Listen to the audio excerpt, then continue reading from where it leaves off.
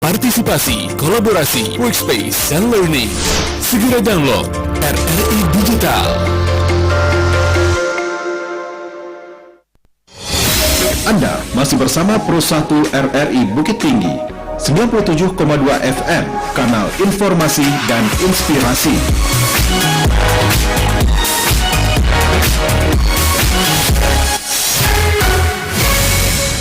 Selamat siang dan terima kasih pendengar, Anda masih bersama kami Pro 1 RRI Bukit Tinggi.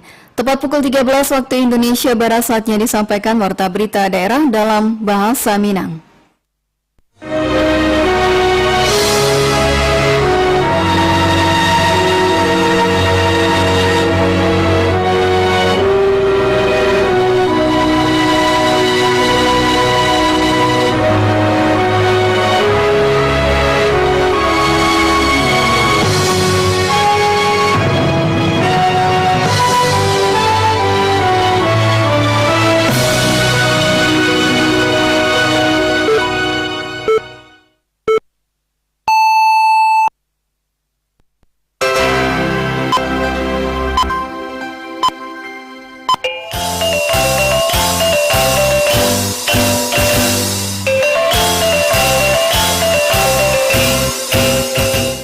Selamat siang dan sanak pandangan di masa Jo Barado.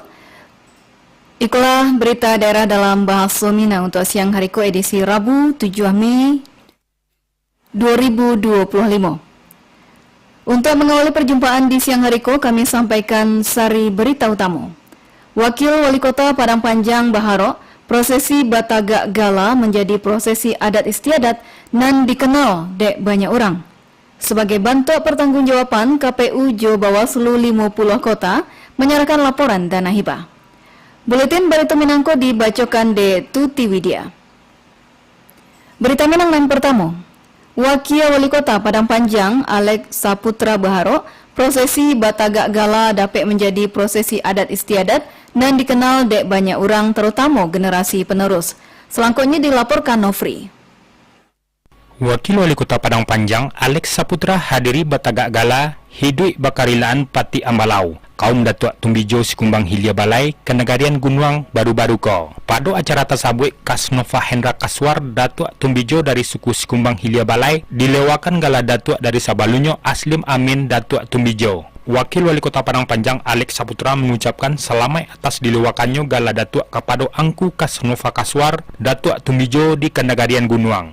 Inyo Baharo, semoga dapat mengayomi anak kemanakan di suku Sikumbang Hilia Balai, sarato menjadi pemimpin dan amanah. Hari ini ada acara prosesi pengangkatan penghulu di Nagari Gunung Datuk Tumbijo. Mudah-mudahan ini adalah suatu prosesi adat istiadat di Minangkabau, dan ini selalu kita jaga ke depannya untuk generasi muda ke depan, bahwasanya Minangkabau ini mempunyai adat istiadat yang sangat luar biasa. Adat pasani sarak pasani gigi tampuk kapulai sampai bertanyong kapulang sampai ke barito. Alam tak kambang jadi guru, nenek mama alim ulama bundukan duang. Mari sama-sama kita lestarikan adat budaya Minangkabau. Minangkabau adalah ranah Minang yang tercipta. Wawako Alek menambahkan, jo adonyo acara Batagak Galako dapat menjadi prosesi adat istiadat di Minangkabau dan dapat dikenal oleh banyak orang, terutama generasi penerus. Nofri melaporkan. Pemerintah kota mengapresiasi pelaksanaan lomba cerdas Quran tingkat SD dan SMP se-Kota Solo dan digelar Dinas Pendidikan Setampe. Wali Kota Solo Ramadhani Kirana Putra mengapresiasi lomba keagamaan dan digelar Jo Padang TV, Bakarajo Samo Jo Dinas Pendidikan Kota Solo. Dirinya menjelaskan anak harus belajar membaca Al-Quran karena memberikan fondasi spiritual dan karakter nan kuat, serta meningkatkan pemahaman dan kecintaan terhadap Islam. Ramadhani Kirana Putra Baharo, kegiatanku dapat memberikan motivasi untuk murid 100 sekolah dan meningkatkan pendidikan, terutama dalam mempelajari Al-Quran. Busana Padanga, sebagai bentuk pertanggungjawaban, KPU Jo Bawaslu 50 Kota menyerahkan laporan dana hibah Pilkada 2024 kepada pemerintah Kabupaten 50 Kota. Berikut laporan Irsyad. Komisi Pemilihan Umum atau KPU, Badan Pengawas Pemilu atau Bawaslu Kabupaten 50 Kota menyerahkan laporan pertanggungjawaban dana hibah Pilkada 2024 kepada pemerintah Kabupaten 50 Kota di kantor Bupati. Penyerahan itu dikatakan sebagai bantuan transparansi jo akuntabilitas pengelolaan anggaran untuk mendukung pemilihan kepala daerah dan demokratis. Wakil Bupati 50 Kota Ahlul Badri Toresya dan mewakili Bupati menyampaikan apresiasi atas terselenggaranya pilkada dan damai jo kondusif. Menurutnya keberhasilan pesta demokrasi itu merupakan kerjasama seluruh pihak mulai dari penyelenggara hingga aparat keamanan. Pemerintah daerah disebut mengalokasikan dana hibah segadang 25 miliar rupiah untuk KPU, jodoh balik miliar rupiah untuk Bawaslu, serta dukungan pengamanan senilai 1,3 miliar rupiah untuk Polres 50 Kota, jo 900 juta rupiah untuk Polres Payakumbuh, jo 700 juta rupiah untuk Kodim 030650 Kota. Wakil Bupati menyebutkan bahwa pelaporan itu penting sebagai bentuk pertanggungjawaban atas penggunaan dana publik. Kita daerah ketika ada ruang dan keputusan dari pusat ada anggaran, jadi bagi-bagi sebuah rakyat ke Jakarta dan memberikan permohonan maaf pada diri semuanya kami tidak bisa sampai kita hari ini. Tapi beliau memberikan pesan disampaikan. Pertama, kita mengucapkan bersyukur kepada Allah Subhanahu Wa Taala jadi mengucapkan Allah takdirkan pilkadanya berjalan dengan damai dan juga tanpa ada ketakutan yang disampaikan Pak Dadim tadi di sini alhamdulillah bisa berjalan dengan tertib. Wakil Bupati 50 Kota Ahlul Badri Toresya jo berharap agar langkahku menjadi contoh dalam penerapan tata kelola pemerintahan dan bayak jo transparan. Komitmen menjaga integritas pilkada dinilainya sebagai pondasi dalam pembangunan daerah dan lebih baik kemukonyo. Irsyad melaporkan. Pemerintah Kabupaten Pasaman Barat mengusulkan ke Kementerian Sosial untuk pembangunan sekolah rakyat untuk nantinya bisa menampung anak-anak dari keluarga miskin. Kepala Dinas Sosial Pasaman Barat Randi Hendrawan mengatakan pihaknya melengkapi segala persyaratannya, tinggal memastikan tanah atau lahannya karena harus ada 5 hektar dan memperoleh lokasinya tetapi masih dalam survei. Randi Hendrawan Baharo dalam proposal usulan itu, nanti ada pembangunan sekolah rakyat sebanyak 2 rombongan belajar nan terdiri dari 36 ruang belajar. Dusana Penanga, ampe orang warga binaan pemasyarakatan WBP di Lembaga Pemasyarakatan Lapas Kelas 2A Bukit Tinggi meninggal dunia akibat keracunan minuman oplosan. Satuan Reserse dan Kriminal lakukan penyelidikan. Berikut laporan Yudi Prama Agustino. Jumlah warga binaan pemasyarakatan WBP nan meninggal dunia akibat keracunan minuman oplosan di Lembaga Pemasyarakatan Lapas Kelas 2A Bukit Tinggi bertambah menjadi ampe orang. Kasat Reskrim Polresta Bukit Tinggi AKP Idris Bakara mengungkapkan hingga saat masih dilakukan penyelidikan perihal 23 WBP Lapas Kelas 2A Bukit Tinggi dan keracunan akibat minuman oplosan dan mengumpulkan data-data nan ada di lapangan. Polresta Bukit Tinggi melakukan pemeriksaan kepada 24 saksi, di mana 3 saksi diantaranya dari pegawai lapas, 21 WBP, korban dan saksi nan mengetahui kejadian tersebut. Hasil sementara ulas Idris Bakara, investigasi berupa penyalahgunaan alkohol berkadar 70% nan dioplos dan diminum oleh WBP tersebut. Alkohol itu awalnya digunakan untuk bahan baku parfum, namun diminum atau dioplos di oknum WBP dan sampai kini masih sebatas di pemeriksaan. Sementara itu dalam upaya penyelidikan, ungkap Idris Bakara, diambil dari sistem CCTV di lokasi kejadian dan dilaporkan indak berfungsi dan pihak kepolisian berencana memeriksa petugas dan bertanggung jawab atas pengoperasian CCTV tersebut. Sampai saksi kunci juga diamankan pada hari pertama penyelidikan pada Rabu 30 April 2025 dan kini dilaporkan dipindahkan ke Lapas Padang. Pihak kepolisian menyatakan akan memanggil balik ke ampeknya jika dibutuhkan dalam proses penyidikan lanjutan. Untuk saksi yang sudah kita lakukan pemeriksaan itu ada di 24, yang dimana ada 3 dari pegawai lapas dan sisanya dari napi. Untuk sampai saat ini memang benar bahwa ada oknum napi yang menyalahgunakan alkohol berkadar 70% yang untuk bahan baku parfum tersebut diminum atau dioplos oleh oknum napi. Sampai saat ini perkembangan pemeriksaan kita masih sebatas di pemeriksaan. Untuk barang bukti yang kita amankan ada beberapa wadah ataupun tempat bekas botol alkohol yang mereka gunakan, terus ada mug yang mereka gunakan untuk mencampur minuman tersebut untuk mengoplos, terus ada beberapa botol bekas aqua yang mereka gunakan juga untuk meminum hasil oplosan tersebut. Idris Bakara menambahkan, hingga saat ko indah ada satupun keluarga korban dan melaporkan kejadian itu ke Polresta Bukit Tinggi, sehingga autopsi terhadap korban indah dapat dilakukan. Kasus ko masih dalam penyelidikan dan Polresta Bukit Tinggi berjanji akan terus mendalami fakta-fakta di balik tragedi keracunan minuman oplosan dan menelan ampe korban jiwa. Yudi Prama Agustino melaporkan. Polres Padang Panjang menangkap 10 orang pelaku tindak pidana penyalahgunaan narkoba jenis sabu dan ganjo bersama barang bukti lainnya di 7 TKP berbeda pada periode Maret hingga April 2025.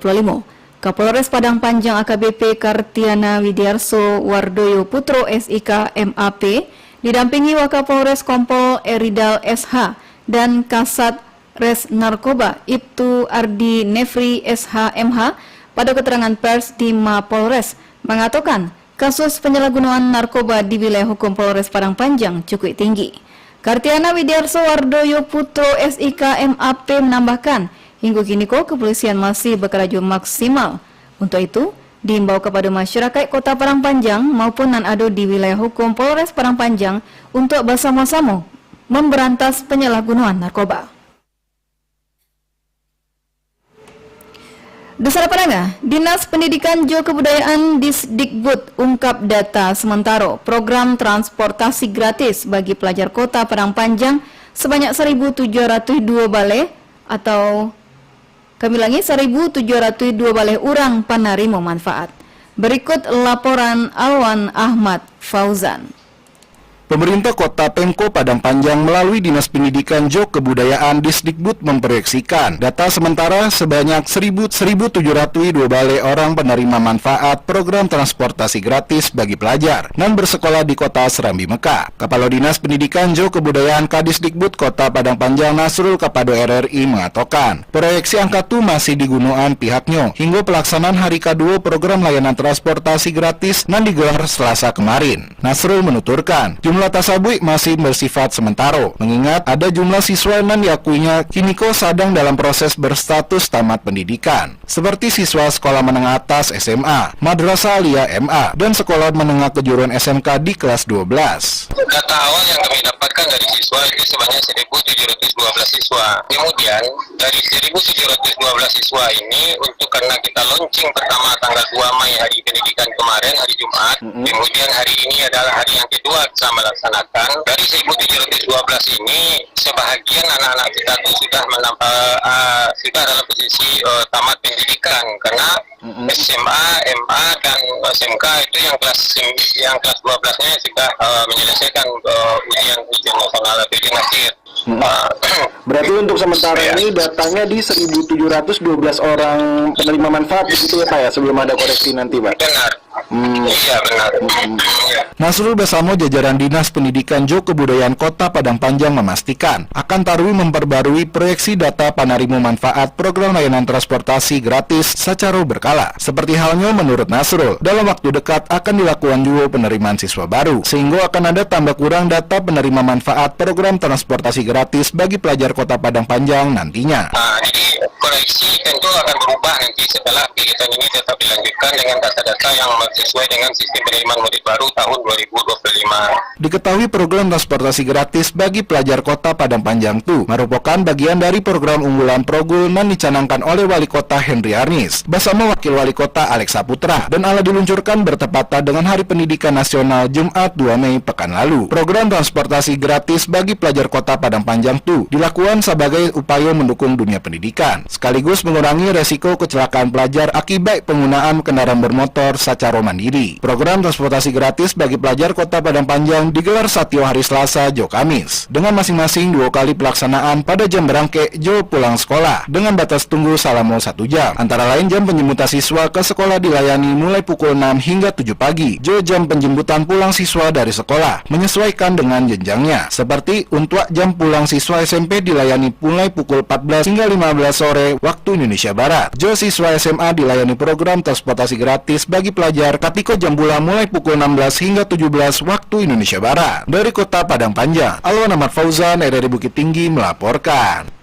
Pemerintah Kabupaten Pasaman Barat bersama pemerintah Provinsi Sumatera Barat melakukan intensifikasi dan integrasi pelayanan keluarga berencana KB dan kesehatan reproduksi KR dalam upaya mendukung percepatan penurunan stunting di daerah itu. Bupati Pasaman Barat Yulianto di Simpang Ampek mengatakan daerahnya memiliki jumlah penduduk nan besar serato beragam. Untuk itu, seluruh pihak diharapkan mendukung program-program kependudukan nan alah dicanangkan Jo Presiden Prabowo Subianto, termasuk program keluarga berencana. Yulianto menyebutkan percepatan penurunan angka kelahiran sarato penanganan stunting perlu dilakukan melalui intensifikasi program KB, terutama di wilayah-wilayah khusus. Pemerintah juga perlu memperkuat peran dalam pembangunan kependudukan, mengingat kondisi sosial ekonomi masyarakat nan masih memerlukan perhatian.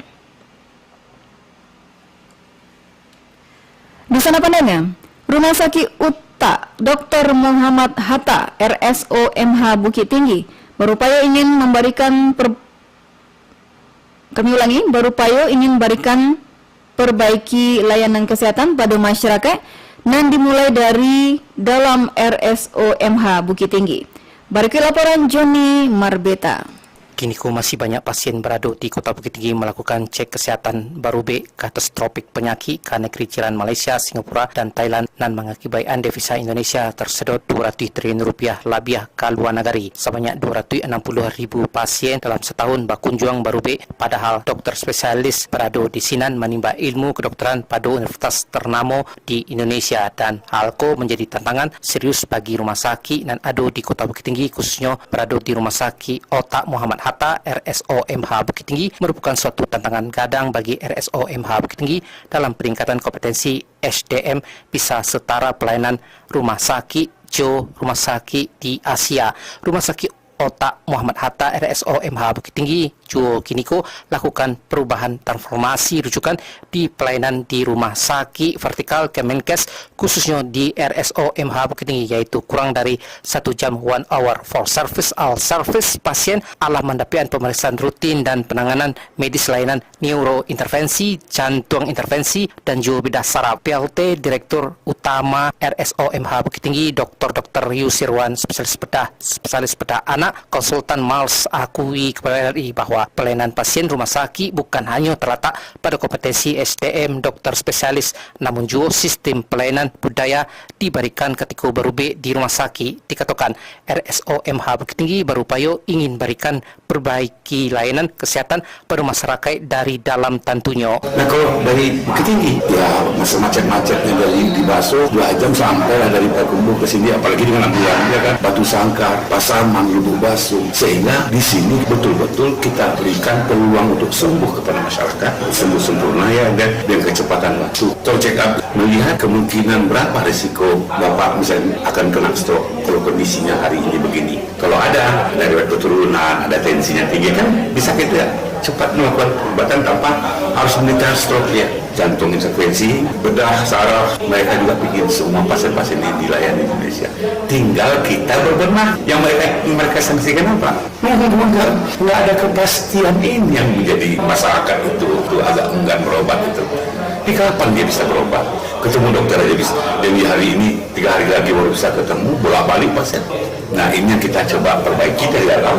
1 hour for services, all service untuk pemeriksaan rutin itu 1 jam dia harus sudah pulang, dan dia sampai ke sini hanya boleh masuk rumah sakit ini setengah jam untuk yang non-JKN ini karena membuang devisa kita keluar itu dan sedikit uang segitu triliun itu. Kita perbaiki diri kita. Yang paling susah itu sebetulnya kompetensi. Nah kompetensi tidak ada masalah. Yang masalah itu apa? Ketidakjelasan sistem kita. Juga atas layanan dilakukan RSOMH Bukit Tinggi merupakan bagian upaya peningkatan kualitas kesehatan dan perilaku hidup sehat individu, keluarga, kelompok dan masyarakat agar dapat berperan aktif dalam meningkatkan derajat kesehatan terutama pada kasus penyakit saraf dan jantung. Joni Marbeta mengabat untuk berita Minang pada siang hari ko.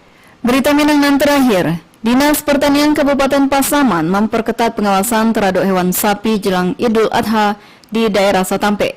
Kepala Bidang Peternakan Dr. Haji Maimunah, Kepala Bidang Peternakan DRH Maimunah di Lubuk Sikaping mengatakan pengawasan dilakukan guna mencegah potensi penyebaran penyakit menular terhadap sapi. DRH Maimunah menambahkan pengawasan juga dilakukan terhadap hewan kambing serta kerbau di tingkat pengepul atau toke di wilayah Kabupaten Pasaman. Dari laporan yang ditarimo hingga kini alun ado hewan nan terjangkit penyakit mulut dan kuku PMK serupa terjadi beberapa waktu lalu. Nusana pendengar, sekian berita daerah dalam bahasa Minang untuk siang hari Rabu 7 Mei 2025. Berita daerah selanjutnya dapat didengarkan besok pagi pukul 6 waktu Indonesia Barat.